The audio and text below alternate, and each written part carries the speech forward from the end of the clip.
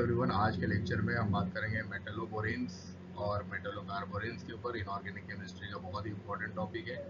Quick की book से आप ये पढ़ सकते हैं या तो आज हम शुरू करते हैं मेटलोबोरेन्स और मेटलोकार्बोरेन्स के बारे में। आइए शुरू करेंगे। सबसे पहले मेटलोबोरेन्स क्या होते हैं।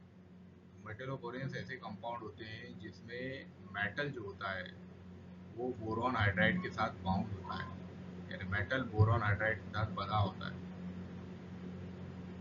ऐसे कंपाउंड्स को मेटलोबोरेन्स कहते हैं। नाम ही है मेटलोबोरेन्स, मतलब बोरॉन हाइड्राइड बोरेन्स के साथ मेटल का जुड़ा होना, मेटलोबोरेन्स। इन मेटलोबोरेन्स को क्लासिफाई कर सकते हैं आयोनिक हाइड्रोबोरेट्स के रूप में, जिसमें NaBH4 NaBH4 होल ट्वाइस आते हैं, BaBH4 होल ट्वाइस आते हैं। दूसरे होते हैं मेटल हाइड्रोबोरेट्स, जिसमें ब्रिज बॉन्ड्स, जैसे मेटल हाइड्रोजन बोरॉन का बॉन्ड एग्जाम्पल के तौर पे AlBH4 whole thrice, BH3P whole twice, CuBH4 जैसे एग्जाम्पल्स आते हैं। तो ये जो है क्लासिफिकेशन है मेटलोबोरेन्स का। तीसरे टाइप्स के में आते हैं मेटल कार्बाबोरेन्स। इसके अंदर पाई बॉन्डेड सैंडविच कंपाउंड्स आते हैं, जिसके अंदर पाई बॉन्ड आपको दिखाई देगा। पाई बॉन्ड का मतलब ऐसा बॉन्ड जो कि साइड वाइज ओवरलैपिंग से बना है, ऑर्बिटल्स की साइड वाइज ओवरलैपिंग से बना है वो पाई बॉन्ड। जहाँ जनरली जहाँ डबल बॉन्ड होंगे या ट्रिपल बॉन्ड होंगे वहाँ पाई बॉन्ड होता है, जहाँ सिंगल बॉन्ड होंगे वहाँ पे सिग्मा बॉन्ड। चौथा आता है ऐसे कंपाउंड जो कि मेटल बोरॉन बॉन्ड कंटेन किए होते हैं,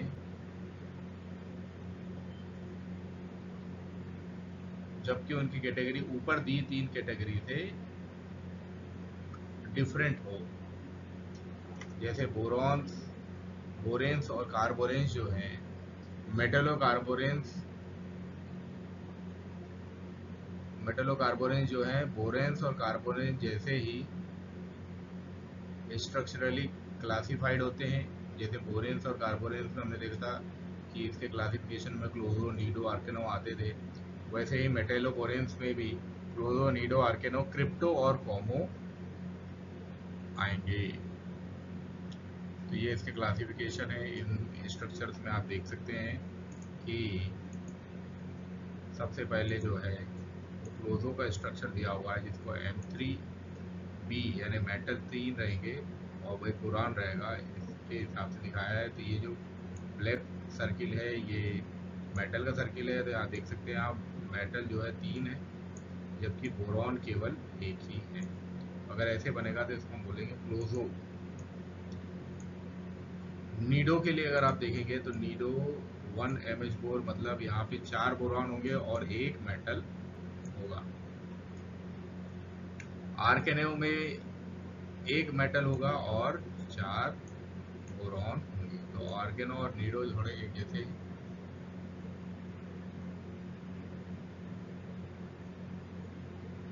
क्लोजो थोड़ा सा चेंज है।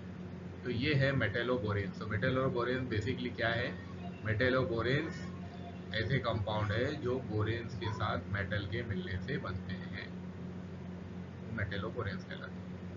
अब जो सबसे बेसिक और इम्पोर्टेंट टॉपिक है हम उस पर चलते हैं। तो हमारा बेसिक और इम्पोर्टेंट टॉपिक है मेटलोकार्बोरेन्स। मेटलोकार्बोरेन्स क्या होते हैं?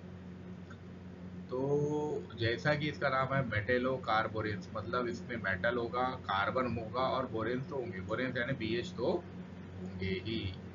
तो मेटलोकार्बोरेन्स की जो केमिस्ट्री है वो बड़ी वास्ट है और इस फील्ड में बहुत ज़्यादा काम करने की आवश्यकता है। ये जो मेटलोकार्बोरेन्स होते हैं ये बहुत लेस रिएक्टिव कंपाउंड होते हैं, क्योंकि ये ज़्यादा स्टेबल होते हैं। ये बाकी के मेटलोसीन से ज़्यादा स्टेबल होते हैं, इसलिए ये रिएक्टिविटी कम शो करते हैं। इसी वजह से ये स्टेबलाइज्ड रहते हैं हायर ऑक्सीडेशन स्टेट पर भी। ट्रांजिशन मेटल्स जैसे कॉपर 2 और कॉपर 3 इसको क्यूप्रोसीन कहते हैं। अब यहाँ आप देखोगे कि transition metal Cu2 12C2B9H11 whole twice 2 negative ions बना रहा है, और दूसरा copper 3 Cu3 12C2B9H11 whole twice minus, जिसको क्यूप्रोसीन कहा जाता है, और इसको हम लिख सकते हैं Cu2 ईटा 5 माइनस सॉरी Cu2 ईटा 5 C5H5 होल ट्वाइस। ये जो है ये एग्जाम्पल्स हैं मेटेलोकार्बोरेंस के। यहाँ पे आप एक चीज देख रहे हो, यहाँ देख रहे हो ईटा 5। तो ईटा 5 का मतलब क्या है? ईटा 5 का मतलब यहाँ पे ईटा से मतलब है हेप्टेसिटी से। हेप्टेसिटी का मतलब क्या होता है? तो आपने फेरोसिन का स्ट्रक्चर देखा होगा। फेरोसिन का जो स्ट्रक्चर होता है वो सैंडविच जैसा होता है, यानी फेरोसिन में बीच में आयरन होता है, बीच में आयरन होता है और ऊपर नीचे 2 रिंग लगी होती है।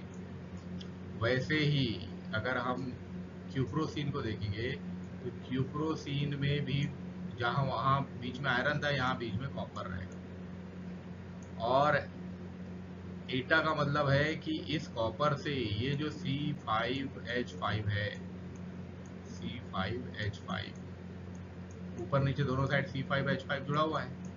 तो ये जो C5H5 है, क्योंकि C5H5 ट्वाइस लिखा है, तो ये जो C5H5 है इसका जो कार्बन है, 5 कार्बन है, पांचों कार्बन कॉपर से जुड़े रहेंगे। पांचों कार्बन कॉपर से जुड़े रहेंगे। इसी को हम शो करते हैं ईटा के रूप में, जिसको हम बोलते हैं हेप्टेसिटी। फेरोसिन के टर्म्स में आपको ज़्यादा इजीली समझ में आएगा हेप्टेसिटी के बारे में। तो ईटा यहाँ पे एक हेप्टेसिटी है जो कि, और ईटा 5 का मतलब है 5 कार्बन उससे जुड़े हुए हैं। तो इस तरह से हम इस स्ट्रक्चर को, क्यूप्रोसीन के स्ट्रक्चर को बता सकते हैं। तो आगे आपको ध्यान रखना पड़ेगा कि ईटा 5 क्या है, क्योंकि ईटा का जिक्र बहुत ज़्यादा होने वाला है आगे की स्लाइड से। मेटेलो कार्बोरेंस जो होते हैं वो लोअर ऑक्सीडेशन स्टेज पर भी स्टेबलाइज्ड होते हैं, जो कि शुरुआती ट्रांजिशन एलिमेंट्स और कॉम्प्लेक्सेस के लिए बड़ा इम्पोर्टेंट है, जैसे titanium, zirconium, hafnium, vanadium, chromium, manganese. ये सारे जो है इनिशियल ट्रांजिशन मेटल्स हैं जिनकी ऑक्सीडेशन स्टेट लो होती है। हालांकि इसमें मैग्नीज की ऑक्सीडेशन स्टेट सबसे ज़्यादा होती है, +7 होती है। तब ऐसी स्टेट में भी मेटेलोकार्बोरेंस जो होते हैं वो स्टेबल होते हैं। आयरन और निकल के टर्म्स में अगर हम देखें, आयरन 3 और निकल 4 कार्बोरेंस जो होंगे वो सबसे ज़्यादा स्टेबल होंगे। यानी आयरन और निकल वाले कार्बोरेंस जो रहेंगे सबसे ज़्यादा स्टेबल रहेंगे। उसमें भी आयरन 3 और निकल 4 इम्पोर्टेंटली रहेंगे। तो ये जो मेटेलोकार्बोरेंस होते हैं ये हाइड्रोजन, नाइट्रोजन, कार्बन मोनोऑक्साइड और फिनाइल्स के साथ, ट्राइफिनाइल फॉस्फेट के साथ रिएक्ट नहीं करते, इनके साथ रिएक्शन नहीं देते। साइक्लोपेंटाडाइन डेरिवेटिव जो होते हैं इन एलिमेंट्स के, वो इन सब के साथ रिएक्ट नहीं करेंगे। Hydrogen, nitrogen, carbon monoxide, triphenyl phosphate इनके साथ रिएक्ट नहीं करेंगे। तो इनके प्रिपरेशन की जो जनरल मेथड्स हैं, ये मेथड 6 तरह की है। 6 मेजर सिंथेसिस मेथड है जिनको हमको पढ़ना है, जिस पर ही मेटेलोकार्बोनेट्स का पूरा चैप्टर टिका हुआ है। पहली मेथड है coordination using nido carborane anions as ligands. दूसरी है पॉलीहीड्रल एक्सपांशन। तीसरी पॉलीहीड्रल कॉन्ट्रैक्शन। चौथी पॉलीहीड्रल सब सब्रोगेशन, पांचवी है थर्मल मेटल ट्रांसफर और छठी है direct oxidative insertion of the metal centre.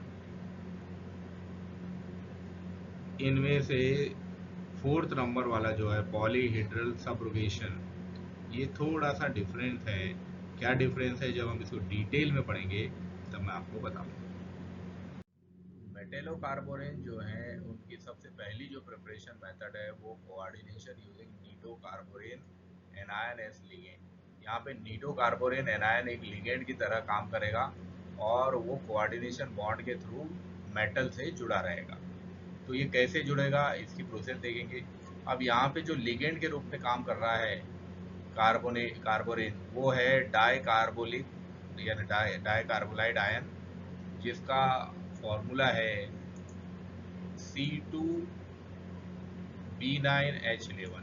ये है फॉर्मूला डाई कार्बोलाइड का एनायन का। ये रिएक्ट कर रहा है FeCl2 के साथ टेट्राहाइड्रोफ्यूरेन की प्रेजेंस में, THF की प्रेजेंस में ये रिएक्ट करेगा। तब एक डायमैग्नेटिक बिस सैंडविच टाइप कॉम्प्लेक्स मिलेगा, जिसमें कि आयरन की ऑक्सीडेशन स्टेट 2 रहेगी और ये ऑक्सीडेशन स्टेट एयर और मॉइस्चर के कारण रिवर्सिबल रहेगी। मतलब कभी वो Fe2 बन जाएगा, कभी वो Fe3 बन जाएगा। मतलब ऑक्सीडेशन स्टेट इसमें चेंज होती रहेगी। तो नीचे आप रिएक्शन देख सकते हो। इस रिएक्शन में क्या हो रहा है कि ये कार्बोलाइड रिएक्ट कर रहा है FeCl2 के साथ इन द प्रेजेंस ऑफ टेट्राहाइड्रोफ्यूरेन, और ये एक सैंडविच स्ट्रक्चर बन रहा है। अभी मैंने आपको थोड़ी देर पहले ईटा के बारे में बताया कि ईटा 5 का क्या मतलब है। तो ये एक स्ट्रक्चर बन रहा है। उस स्ट्रक्चर को आप यहाँ नीचे भी देख सकते हो कि किस तरह से आयरन के साथ दो रिंग्स जुड़ी हुई हैं। इन रिंग में यहाँ आप देखोगे तो दो आपको कार्बन दिखेंगे। ये जो रेड वाले हैं ये दोनों, ऊपर दो नीचे दो, दो कार्बन आपको दिखाई देंगे, क्योंकि ये ट्वाइस है ना यहाँ पे। इसका मतलब ये जो चीज़ है दो बार है ना। इसका मतलब डाई कार्बोलाइड एनायन जो है वो दो बार है। तो ये दो बार है, इसलिए इसको बैलेंस किया है। यहाँ पे आप देखो तो इस रिएक्शन में आप देखोगे कि यहाँ पे इसको बैलेंस किया ट्वाइस करके, है ना। तो ये जुड़े हुए हैं किससे, आयरन से, दोनों तरफ से। तो उसको शो कर रहा है ईटा, जिसको हम हेप्टिसिटी कहते हैं। और हेप्टासिटी मैंने अभी आपको बताया भी थोड़ा सा। तो इस तरह से ये स्ट्रक्चर बन रहा है, सैंडविच लाइक स्ट्रक्चर है, क्योंकि दोनों रिंग्स के बीच में आयरन दब जा रहा है। अब ये जो आयरन है इसकी ऑक्सीडेशन स्टेट एयर और मॉइस्चर की वजह से चेंज होती रहेगी। कभी Fe2 होगा, कभी Fe3 होगा, मतलब कभी घटेगी कभी बढ़ेगी, पर ये एक स्टेबल कॉम्प्लेक्स बनाएगा। तो इस तरह से ये जो नीचे स्ट्रक्चर आपको दिखाई दे रहा है, ये जो स्ट्रक्चर है, ये स्ट्रक्चर है सैंडविच लाइक स्ट्रक्चर है, जो कि डायमैग्नेटिक प्रकृति का होगा और मॉइस्चर और एयर मिल जाने के कारण ये पिंक कलर का दिखाई देगा। तो ये जो स्ट्रक्चर है ये पर्पल मिक्स्ड सैंडविच कॉम्प्लेक्स है आयरन का, यानी Fe3 का ये स्ट्रक्चर आप बोल सकते हो इसको। इस तरह से सबसे पहले मेटेलोकार्बोरेन्स प्रिपेयर किए जाएंगे FeCl2 की सहायता से। अब अगले पे चलते हैं। तो मेटेलोकार्बोरेन की अगली प्रिपरेशन मेथड पे हम चलते हैं। अगली प्रिपरेशन मेथड है पॉलीहेड्रल एक्सपांशन। जैसा कि इसका नाम है पॉलीहेड्रल एक्सपांशन, इसका मतलब जो रिंग्स हैं, पॉलीहेड्रल रिंग्स जो हैं, उनमें बढ़त होगी, उनका एक्सपांशन होगा, वो बढ़ेंगे। अभी तक हम सैंडविच जैसा स्ट्रक्चर देख रहे थे, अब यहाँ पे कुछ डिफरेंट स्ट्रक्चर हम देखेंगे। तो यहाँ बेसिकली क्या होगा, इस प्रिपरेशन मेथड में दो इलेक्ट्रॉन का रिडक्शन होगा, यानी दो कार्बोरेन्स एक साथ मेटल के साथ रिएक्ट करेंगे, वो भी स्ट्रॉन्ग रिड्यूसिंग एजेंट की प्रेजेंस में। और वो जो स्ट्रॉन्ग रिड्यूसिंग एजेंट है वो सोडियम नेप्थेलाइड होगा। इसकी प्रेजेंस में क्लोजो कार्बोरेन जो है वो रिएक्ट करेगा मेटल के साथ, और मेटल के साथ रिएक्ट करने पर 2 इलेक्ट्रॉन का रिडक्शन होते हुए एन वर्टेक्स क्लोजो क्लस्टर बनेगा, जो कि मेटल में इंसर्ट होगा, और साथ में एक नीडो क्लस्टर भी इंसर्ट होगा, और यहाँ पे n+1 वर्टेक्स क्लोजो क्लस्टर का फॉर्मेशन होगा। यहाँ पे सेकेंड मेटल सेंटर का इंसर्शन होगा मेटेलोकार्बोनेट्स के अंदर, जिसकी वजह से बाय मेटेलिक कॉम्प्लेक्स फॉर्म होगा, जिसके 10 वर्टेक्स क्लस्टर होंगे, 10 वर्टेक्स क्लस्टर होंगे, बाय मेटेलिक कॉम्प्लेक्स का फॉर्मेशन होगा। तो ये इस रिएक्शन में आप देख सकते हो कि closo C2B9 Bn-2 twice closo C2Bn-2 HN की रिएक्शन हो रही है in the presence of THF और 4Na-C10H8 की, यानी सोडियम नेप्थलाइड की प्रेजेंस में। तब इंटरमीडिएट प्रोडक्ट बन रहा है 2 नीडो C2Bn-2 HN2 नेगेटिव।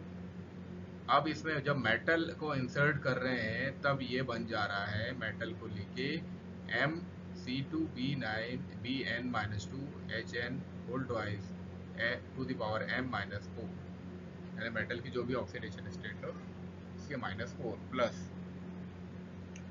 तो ये रिएक्शन बेसिकली इस तरह से हो रही है कि क्लोजो 17C2B6H8 है रिएक्टेड, जो रिएक्ट करेगा 2 इलेक्ट्रॉन का रिडक्शन होगा, COCl2 और Na-C5H5 के साथ रिएक्शन हो रही है, और THF भी साथ में रिएक्टेंट के रूप में काम कर रहा है, तो उसकी प्रेजेंस में काम हो रहा है। तब इंटरमीडिएट बन रहा है CO C5H5 C2B6H8, वापस फर्दर रिएक्शन हो रही है, तो ये C5H5 होल ट्वाइस और C2B6H8 बन रहा है। तो स्ट्रक्चर के रूप में अगर हम देखें तो इस तरह से आपको यहाँ पे 2 मेटल्स दिखाई देंगे कोबाल्ट के, ये दोनों मेटल कोबाल्ट के, और दोनों मेटल जो है वो C5H5 से जुड़े हुए हैं। ये एक C5H5 है, ये एक दूसरा C5, और ये पूरा का पूरा जो रिंग है ये है C2B6H8। तो यहाँ पे बोरॉन आपको 6 मिल जाएंगे, कार्बन आपको 2 मिल जाएंगे, और हाइड्रोजन आपको 8 मिल जाएंगे इस वाले स्ट्रक्चर में। इन वाले स्ट्रक्चर में आपको सबसे ज़्यादा क्या मिलेगा? इन वाले स्ट्रक्चर में आपको 5 कार्बन मिलेंगे और 5 ही हाइड्रोजन मिलेंगे, बोरॉन इसमें नहीं है। मतलब ये तो मतलब ये बोरॉन वाले कंपाउंड नहीं है, जबकि ये कार्बोरेन है जिसमें कार्बन भी है और बोरेन्स भी है। ये कार्बोरेन है लेकिन ये कार्बोरेन नहीं है, लेकिन ये मेटल के साथ जुड़ के और अब ये मेटेलो कार्बोरेन बना रहे हैं, क्योंकि इसके पास कार्बोरेन आ गया तो अब ये मेटेलो कार्बोरेन बना रहे हैं। तो इस तरह से पॉलीहिड्रल एक्सपांशन होगा, इस तरह से पॉलीहिड्रा की रिंग्स बढ़ेंगी। तो ये जो स्ट्रक्चर है ये बाय मेटेलिक कॉम्प्लेक्स है जिसके पास 10 मेटेलिक क्लस्टर होते हैं। अगली जो प्रिपरेशन मेथड है उसका नाम है पॉलीहिड्रल कॉन्ट्रैक्शन। अभी हमने जो पढ़ा वो था एक्सपांशन, मतलब उसमें बढ़ रहे थे पॉलीहिड्रल। अब यहाँ कॉन्ट्रैक्शन मतलब कम होंगे, सिकुड़ेगा ही, कॉन्ट्रैक्ट करेगा। जैसे आपने लेंथेनाइट कॉन्ट्रैक्शन पढ़ा है ना, जिसमें लेंथेनाइट का आकार छोटा होता है, बस वैसे ही ये भी आकार यहाँ पे छोटा होगा पॉलीहिड्रल का। वो कब होगा? इसके लिए जिम्मेदार रहेगा उसका एक बोरेन, जो BH ग्रुप है वो उसका रिमूवल होगा तो ऑब्वियस सी बात है साइज छोटा होगा, और रिमूवल होने से क्लोजो मेटेलोकार्बोरेन्स का फॉर्मेशन होगा, जिसमें न्यूक्लियोफाइल सबसे बड़ा रोल प्ले करेगा। तो हाइड्रोजन पेरोक्साइड यहाँ पे यूज किया जाता है, जो कि क्लोजो मेटेलोकार्बोरेन्स का फॉर्मेशन करते हैं, और ये नीडो मेटेलोकार्बोरेन्स से बनते हैं। तो ये कैसे बनते हैं इस रिएक्शन के थ्रू आप देख सकते हैं। इस रिएक्शन में आप देख रहे हो कि ये जो हमारा मेटेलोकार्बोरेन्स है, मतलब नीडो मेटेलोकार्बोरेन है, ये H2O2 की प्रेजेंस में कन्वर्ट हो रहा है क्लोजो मेटेलोकार्बोरेन्स में। इसको आप स्ट्रक्चर के टर्म्स में भी देख सकते हैं यहाँ पे। तो यहाँ पे आप जो काले गोले जो देखेंगे ये CH बॉन्ड है, और यहाँ पे जो सफ़ेद गोले देखेंगे ये BH बॉन्ड है। तो इस तरह से एक नीडो मेटेलोकार्बोरेन है जो न्यूक्लियोफाइल्स की प्रेजेंस में क्लोजो मेटेलोकार्बन में कन्वर्ट हो रहा है। तो ये फॉर्मेशन क्लोजो कॉम्प्लेक्स के फॉर्मेशन को बताया गया है, जिसमें H2O2 रिएक्शन जो है रिएक्टेंट की मौजूदगी में रिएक्शन हो रही है। ये जो मेथड है ये सबसे कम उपयोग की जाने वाली मेथड है मेटेलोकार्बोरेंस की। सबसे ज़्यादा जो मेथड यूज़ की जाती है वो पॉलीहीड्रल एक्सपांशन मेथड का उपयोग किया जाता है मेटेलोकार्बोरेंस बनाने के लिए। तो इस मेथड का उपयोग कम किया जाता है। तो अगली हमारी प्रिपरेशन मेथड है पॉलीहीड्रल सब्रोगेशन। अब ये पॉलीहीड्रल तो आपको समझ में आ गया है, सब्रोगेशन क्या होता है? सब्रोगेशन का मतलब किसी को रिप्लेस करना। जैसे पॉलीहीड्रल में BH वर्टेक्स होता है, तो BH वर्टेक्स को जो है एक मेटल वर्टेक्स जब रिप्लेस करता है तो उस वजह से वर्टेक्स के नंबर में चेंज आ जाता है, लेकिन क्लस्टर जो रहता है वो सेम रहता है। तब इसको हम बोलते हैं पॉलीहीड्रल सब्रोगेशन। तो सब्रोगेशन का मतलब यहाँ पे आप रिप्लेसमेंट के तौर पे ले सकते हैं। तो BH ग्रुप जो है, BH वर्टेक्स जो है या BH यूनिट जो है वो उसका डिग्रेडेटिव रिमूवल होता है, और ये रिमूवल तब होता है जब ट्रांजिशन मेटल आयन के साथ इनकी रिएक्शन होती है, वो भी ऑक्सीडाइजिंग एजेंट की प्रेजेंस में। जैसे एग्जांपल के तौर पे इस रिएक्शन को हम देख सकते हैं। तो यहाँ पे हमारे पास एक मेटेलोकार्बोरेन है जिसकी रिएक्शन हो रही है in the presence of oxidising agent. तब हम देख रहे हैं कि CO यानी कोबाल्ट का मेटेलो कार्बोरेन बन रहा है। ये जो मेथड है मिक्स्ड मेटल क्लस्टर को बनाने में उपयोग की जाती है, जैसे कोबाल्ट और निकल का या कोबाल्ट और आयरन का जो मिक्स मेटल क्लस्टर है, इसको बनाने में इस मेथड का उपयोग कर सकते हैं, क्योंकि इसमें दो मेटल साथ में आ जाएंगे। रिप्लेस होने के बाद BH को रिप्लेस कर दिया जाएगा, उसकी जगह मेटल जोड़ दिया जाएगा। और इस मेथड को और भी कॉम्प्लिकेटेड स्ट्रक्चर बनाने के लिए भी एक्सटेंड किया जा सकता है, जिसमें कि बोरॉन एटम सब्रोगेट होगा। सब्रोगेट होगा मतलब रिप्लेस होगा और साइकिल टूटेगी। तो यहाँ देखिए स्ट्रक्चर में बताया गया है कि किस तरह से बोरॉन और हाइड्रोजन सब्रोगेट होके अब यहाँ पे सब्रोगेशन की प्रोसेस हो रही है in the presence of oxides यानी ऑक्सीडाइजिंग एजेंट्स। तब यहाँ पे आप देख रहे हो कि ये कोबाल्ट उधर लगा हुआ है, लेकिन अब जैसे ही सब्रोगेशन की प्रोसेस हुई, मतलब BH यहाँ से इस जगह से रिमूव हुआ, यहाँ पे एक दूसरा कोबाल्ट आके जुड़ गया। और ये जो दूसरा कोबाल्ट है ये एक पूरे क्लस्टर को जोड़ रहा है, एक क्लस्टर उसी के जैसा दिखने वाला दूसरा क्लस्टर, ये दोनों क्लस्टरों को ऐसे जोड़ दिया। अब ऐसे ही हम इस कोबाल्ट की जगह निकल भी ले सकते थे या इस कोबाल्ट की जगह आयरन भी ले सकते थे। तो ये स्ट्रक्चर जो है वो बन जाता कोबाल्ट आयरन या कोबाल्ट निकल। तो इस तरह से सब्रोगेशन अपना रोल प्ले करता है। तो मेरे ख्याल से सब्रोगेशन आपको समझ में आया होगा कि सब्रोगेशन है क्या। सब्रोगेशन कुछ नहीं, सिर्फ एक रिप्लेसमेंट है। यहाँ पे BH के रिप्लेसमेंट से बन रहा है, यहाँ BH के रिप्लेसमेंट से ये इतना बड़ा क्लस्टर कंपाउंड बन रहा है, जिसमें दूसरा मेटल भी आके जोड़ सकते हैं। तो इसको हम इस पूरी रिएक्शन को हम इस पूरी मेथड को बोलेंगे, प्रिपरेशन मेथड को बोलेंगे पॉलीहीड्रल सब्रोगेशन मेथड। तो यहाँ पे आप देख रहे हो मिक्स्ड मेटल क्लस्टर का फॉर्मेशन हो रहा है। तो अगला जो हमारी प्रिपरेशन मेथड है वो थर्मल मेटल ट्रांसफर है। ये बेसिकली पायरोलिसिस से रिलेटेड है। पायरोलिसिस का मतलब होता है बड़े बड़ी चीज़ों को छोटे पार्ट्स में कन्वर्ट करना, तोड़ना। पायरोलिसिस पर हमारा एक वीडियो भी है, इसी लिंक में डिस्क्रिप्शन बॉक्स में डाल दूंगा, उसको भी आप देख सकते हैं। तो इस मेथड के अंदर क्या होगा कि जो बड़े मेटेलोकार्बोरेंस पहले से जो मौजूद हैं, उन मेटेलोकार्बोरेंस को ब्रेक किया जाएगा हीट ट्रांसफर करके, या नीडो एनायंस जो रहेंगे वो पॉलीहेड्रल एक्सपांशन करेंगे इसके अंदर, और उसके दौरान क्लस्टर का एक्सपांशन होगा, डिस्प्रोपोनेशन की प्रोसेस होगी, और क्लोजो कार्बोरेंस का फॉर्मेशन होगा। तो ये जो क्लोजो कार्बोरेंस होंगे, ये प्रोडक्ट के मिक्सचर्स के रूप में प्राप्त होंगे। तो इस रिएक्शन में आप देखो, एक पहले से दिया हुआ हमारा कोबाल्ट का मेटालोकार्बोरेन है, जिसको गर्म कर रहे हैं, हीटअप कर रहे हैं, मतलब पायरोलिसिस कर रहे हैं। उसका पायरोलिसिस का मतलब होता है in the absence of air, air की एब्सेंस में हीट करना, गर्म करना।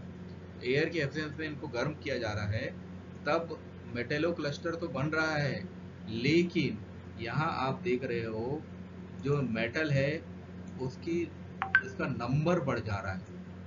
मतलब यहाँ क्या हो रहा है, पॉलीहेड्रल एक्सपांशन हो रहा है इसके अंदर। और इसको डायग्राम की सहायता से और अच्छे से अभी आगे मैं आपको बताऊंगा। तो डायरेक्ट मेटल इंसर्शन हो रहा है यहाँ पे गैस फेज रिएक्शन के थ्रू, जिसकी वजह से टेम्परेचर तो बढ़ रहा है, और इस रिएक्शन में जो कंपाउंड है CO ईटा 5 C5H5CO2, ये 7 वर्टेक्स क्लोजो बाय मेटेलोकार्बोरेन दे रहा है, जो कि रेयर एग्जाम्पल के तौर पे आपको दिख सकता है, या ट्रिपल डेकर सैंडविच कंपाउंड जैसा ही आपको दिखेगा। और इसमें एक दूसरा आइसोमर का भी फॉर्मेशन होगा, जो कि बेस डिग्रेडेशन की वजह से बना है, जिसका नाम होगा CO ईटा 5 C5H5 C2B4H6।